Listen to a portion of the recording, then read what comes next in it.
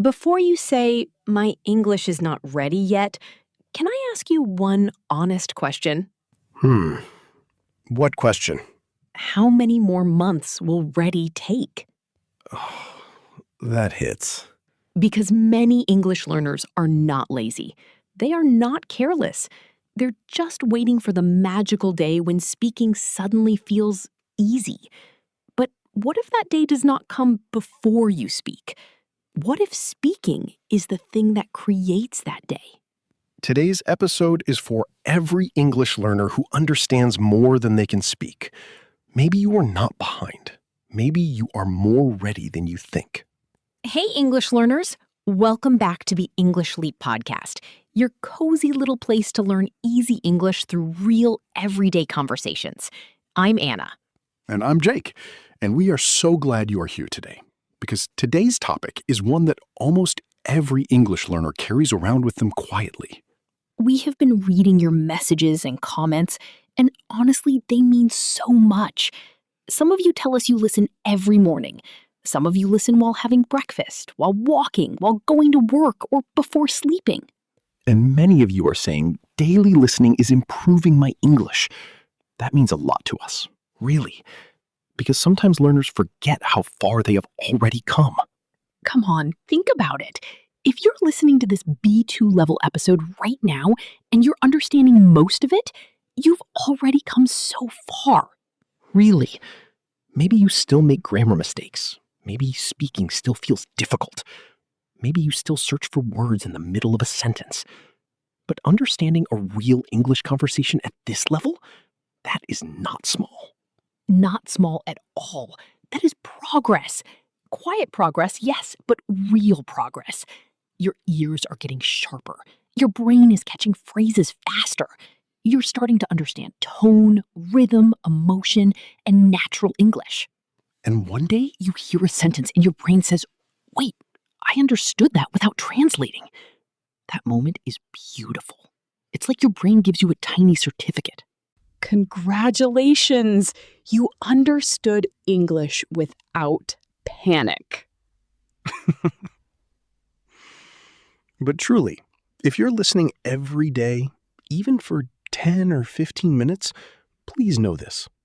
You are building something powerful. You are building listening power.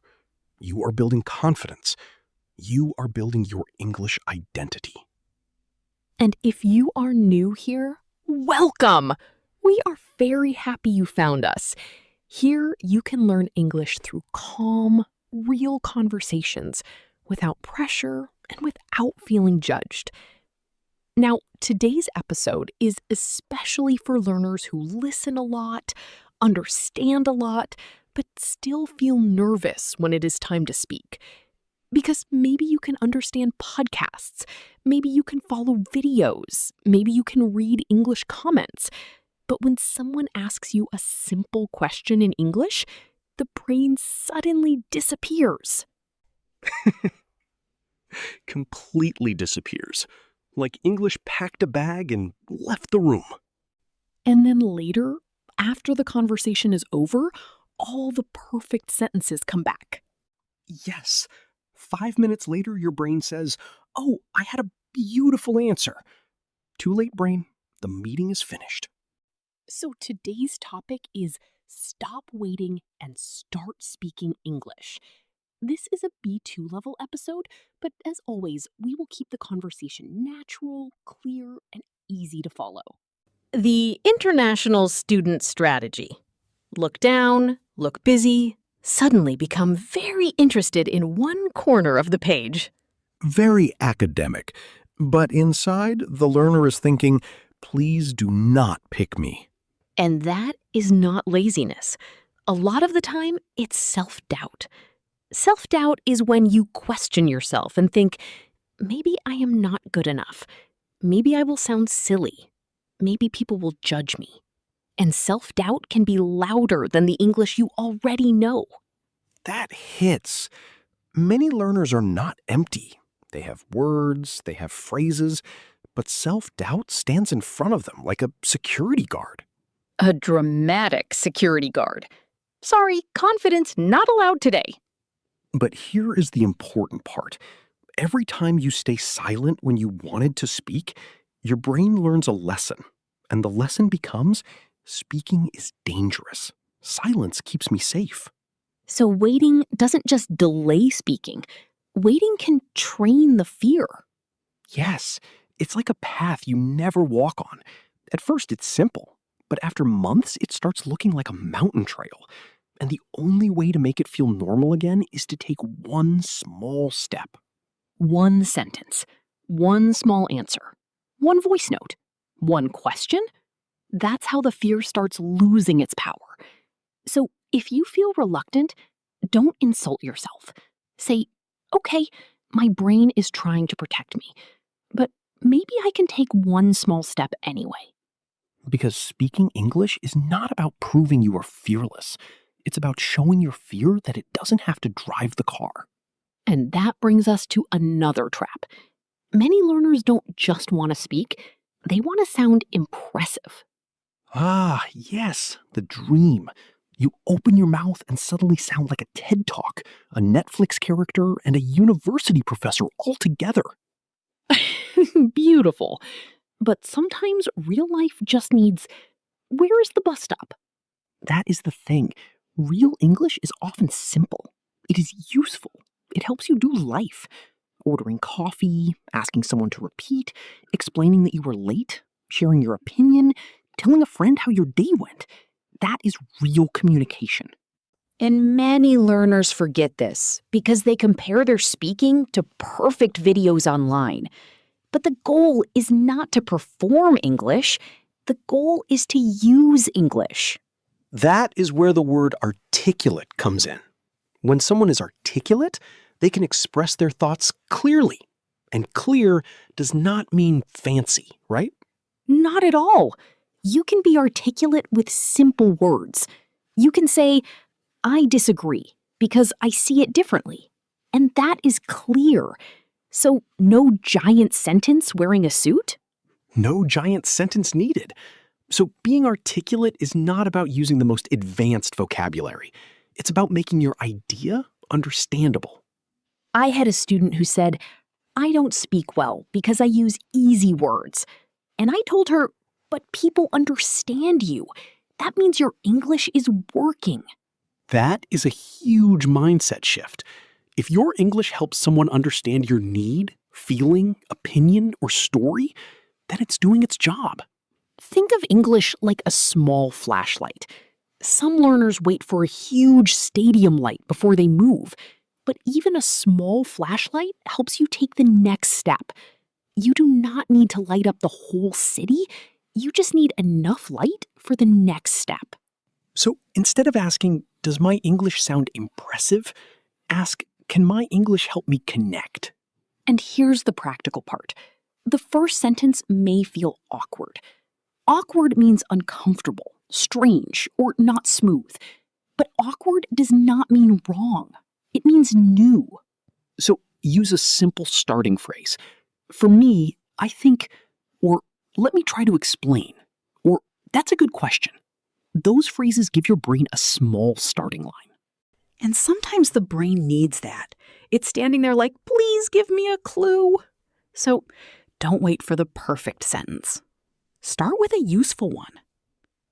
Now, this connects to something many learners misunderstand. They think confidence must arrive before speaking.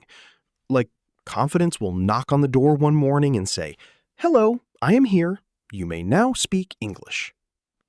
But in real life, confidence usually comes after evidence, after proof.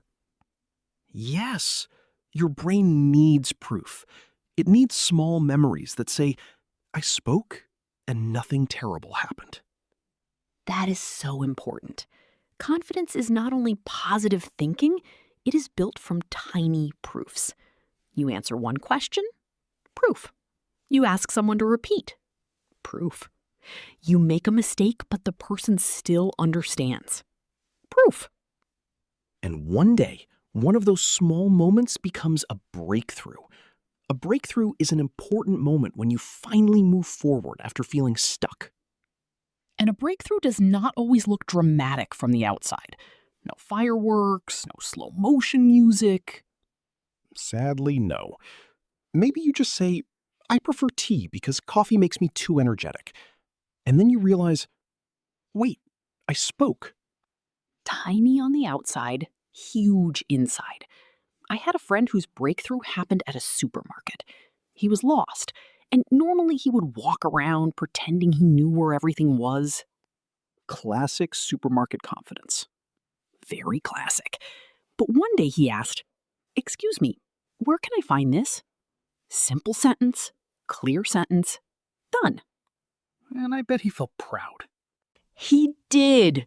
He said it was only one sentence, but I felt like something switched on. That is what we mean. Speaking confidence is built from moments like that, not from waiting in your room until you feel perfect.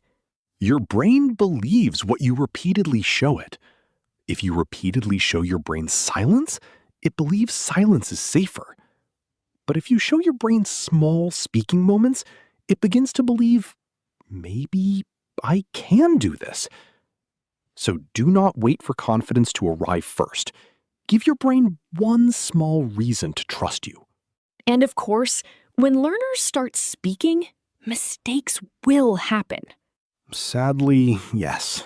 English does not give us a mistake-free welcome basket. I wish it did. But mistakes are not the opposite of fluency. They are part of the learning curve. A learning curve is the natural process where something feels difficult at first, but slowly becomes easier as you practice. Yes, at the beginning you may feel slow. You may forget words. You may use the wrong tense. You may say something in a funny way. Have you ever made a mistake in another language? Oh, absolutely. I once said, "I am very boring," when I meant, "I am very bored." Dangerous mistake. Very dangerous. People could have believed you. But that is the hidden gift of mistakes. A mistake shows your brain where the gap is. It is like a little red light on a car dashboard. Annoying, yes, but useful. And if you ignore every red light because you feel embarrassed, the car does not improve. Mistakes are information. They are not a personal attack. In real conversation, mistakes are often smaller than we think. The listener may still understand, the conversation may continue, and honestly, the world does not collapse.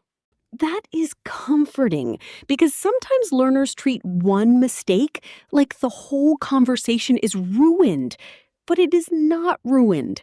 Your goal is not to avoid every mistake. Your goal is to keep the conversation alive. If you forget a word, describe it. If your grammar breaks, simplify the sentence.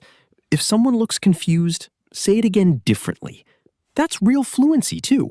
Not perfect speaking, but flexible speaking. A fluent speaker is not someone who never has trouble. A fluent speaker knows how to continue. So when a mistake happens, do not stop the whole movie. Yes, do not throw the remote at the screen, just continue the scene. Because every speaking mistake is a small teacher. Some teachers are annoying, but they still teach. Now, I want to speak directly to our daily listeners for a second. The people who say, "I understand more now, but I still cannot speak." That is such a common place to be. And first, it is not a bad place. Listening is powerful. It gives your brain rhythm, pronunciation, sentence patterns, natural phrases, and emotional tone. Listening is like filling a kitchen with ingredients. Oh, I like that. Words, phrases, expressions, grammar, pronunciation, all ingredients. But speaking is when you actually cook. That is when you learn how the ingredients work together. Beautiful. Listening gives you the language, speaking helps you own it. And at first, when you start speaking, you may not feel stable. You are trying to find your footing. Find your footing means to slowly become comfortable and steady in a new situation. Yes. Imagine stepping onto a small boat.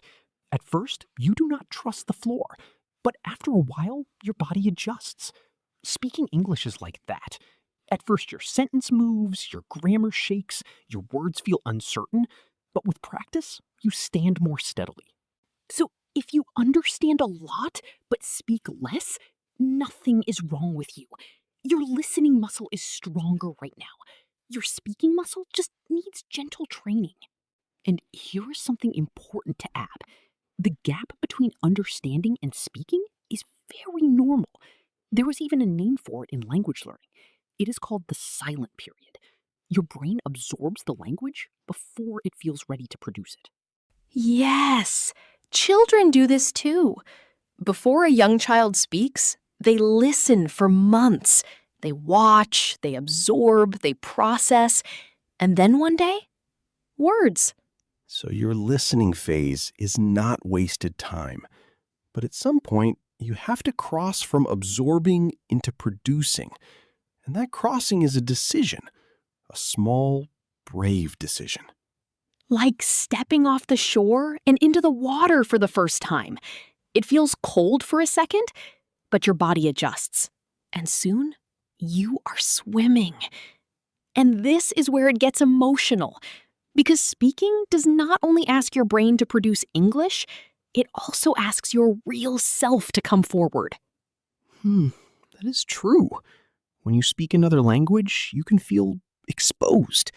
Exposed means visible or vulnerable, like people can see your weakness. And when you speak English, people can hear your pauses, your accent, your mistakes, and that little moment when your brain is searching for a word. Yes, and that can feel personal. In your own language, you may feel smart, funny, quick, and confident, but in English, you may feel smaller. That hurts a bit because you know who you are, but English only shows part of you at first. That is why just speak can sound too simple. Speaking is not only a language action, it's an emotional action. You are letting people see you in progress. And that is what it means to put yourself out there. Put yourself out there means you allow yourself to be seen, to try, and to participate, even when it feels uncomfortable. Yes, it does not mean you are perfect. It means you are brave enough to try where someone can hear you, even if your voice shakes a little, even if your sentence comes out wearing mismatched socks. Still a sentence? Still trying. I remember a learner who was afraid to speak in office meetings. She had good ideas, but she stayed quiet because she thought everyone would notice her mistakes. I understand that feeling.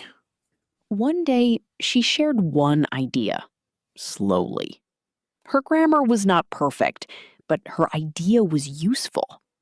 After the meeting, one person told her that was a good point. That changed something inside her. She realized people were listening for her idea, not waiting to attack her grammar. And that is important. Most real conversations are not grammar exams. People usually want meaning. They want connection. They want to understand you. And yes, some people may correct you badly. Some people may be impatient, but they do not decide whether you deserve a voice. So start in safe places. A kind friend, a voice note to yourself, a small group, a comment you read out loud. Because putting yourself out there does not mean throwing yourself into the scariest room first. It means giving your voice small chances to be heard. Let's talk about something very practical now. Real things you can do today, this week, to move from understanding into speaking. Yes, because advice without action is just nice words. So let's make it real. First idea, the echo technique. When you are listening to a podcast or a video in English, pause it. Then repeat the last sentence you heard out loud. Don't change it, don't translate it, just repeat it. This is powerful because your mouth is practicing real English sentences, not invented ones. You are copying natural rhythm, natural stress, natural sound. And it feels low risk. There is nobody listening. Just you, your voice, and one sentence. Second idea. Talk to yourself. In English. This sounds strange, but it works. Very strange, but very effective. Describe what you are doing. I am making coffee. I am putting on my shoes. I am going to the kitchen. Simple present, simple sentences, no audience. Your brain is activating vocabulary and grammar in a real situation. And slowly, English starts to feel more natural inside your daily life. Third idea, voice notes. Record yourself for 30 seconds speaking English. It does not have to be perfect. It does not even have to make complete sense. Just speak for 30 seconds. And then listen back. You will be surprised. Most people sound better than they expect. And even if you hear mistakes, that is useful information. Remember, mistakes are your teachers. Fourth idea, prepare one sentence before a real-world English moment. If you know you are going to a meeting, a shop, a phone call, prepare one sentence in advance. Just one. I would like to add something. Or, can you repeat that, please? Or, I think the best option is, one prepared sentence gives your brain a starting point when nerves arrive. And fifth idea, find an English-speaking buddy. Someone at the same level as you, or just a little higher. A friend, an online language partner, a conversation group. Someone where both of you are practicing, both of you are learning, and neither of you is judging. In a safe speaking environment, your brain relaxes. And when your brain relaxes, your English comes out more easily. So those are 5 simple, practical steps. Echo technique, talk to yourself, voice notes, prepare one sentence, find a speaking buddy. You do not have to do all 5 today. Pick one, just one, and try it this week. Sometimes you will need to push through. Push through means to continue, even when something feels difficult or uncomfortable. Not harshly, not forcing yourself until you hate English, just gently continuing when your fear says stop. Like walking uphill. You don't need to run, you just keep moving. You can say, I need a second. Let me think. I am still practicing, so I may speak slowly. Those sentences do not hide your learning. They protect your voice while you speak. Because the goal is not to become fearless overnight. The goal is to speak even with a little fear in the room. Fear can sit in the back seat, but it cannot touch the steering wheel. And I want to say something to anyone who's been listening for a long time, but still hasn't tried speaking yet. That is okay. You are not late. You are here. And here is actually a very good place to be. Because you have been filling your kitchen with ingredients all this time. Your kitchen is full, and now the only thing left is to start cooking. Even one small dish, even something simple. One sentence out loud. That is enough for today. The version of you who speaks English is built sentence by sentence, not by waiting to feel ready, but by becoming ready while you speak. One sentence at a time. And honestly, that is more than enough. Shall we go into the word tour? Let us tour the words. Okay, let's begin with a word for when you want to do something, but a part of you feels unsure or nervous. Reluctant. Yes, reluctant means you are not fully willing to do something because you feel uncomfortable, nervous, or unsure. You can say, I was reluctant to speak English in the meeting because I was afraid of mistakes. Or, she wanted to join the conversation, but she felt reluctant at first. So, reluctant does not mean lazy. It means something inside you is pulling back.